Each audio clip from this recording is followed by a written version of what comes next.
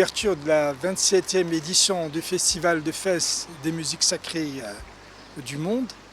Une édition qui va se dérouler du 24 mai au 1er juin avec comme thématique l'esprit de l'Andalous, l'Espagne et le pays à l'honneur. Donc une ouverture hier en présence de Son Altesse Royale la Princesse Lal Hasna et qui a donné une dimension et un éclat particulier à cette ouverture. Pourquoi le choix de ces thématiques, l'esprit de l'Andalous? Vous savez, les relations profondes et historiques entre l'Espagne et le Maroc. Et la période de l'Andalous, c'est une période qu'on a appelée comme la période de l'âge d'or, où il y avait une coexistence pacifique des trois religions du livre. Et il y avait à la fois un épanouissement extraordinaire sur le plan culturel, de grands philosophes, de grands écrivains, de grands savants et également de grands musiciens. Et c'est pour ça que hier on a raconté l'histoire d'Yezerib, si je peux dire le créateur de la musique andalouse. Alhamdoulilah, on le voit ici au Maroc, de la tradition de la musique andalouse fait partie de l'héritage marocain et de l'héritage de notre pays. Et le Maroc est en pointe et est le meilleur pays dans le domaine de la musique andalouse.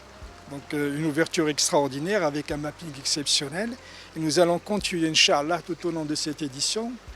Et vous avez vu, le week-end, Fès et tous les hôtels sont remplis, une très grande activité. C'est ce que nous cherchons d'ailleurs, qui est de retombées économiques et financières sur la ville de Fès, sur l'artisanat, mais également en termes d'image et de l'attractivité de la ville de Fès et de sa région. Voilà, de grandes stars qui vont se produire comme aujourd'hui, samedi, Sami Youssef. Il est considéré comme la plus grande star de la musique soufie.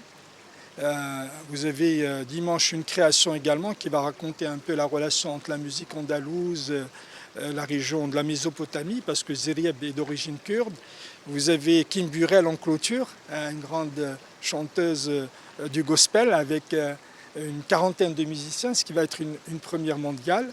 Vous avez vendredi Vincente Amigo qui est considéré comme la plus grande star en termes de guitare flamenca en Espagne.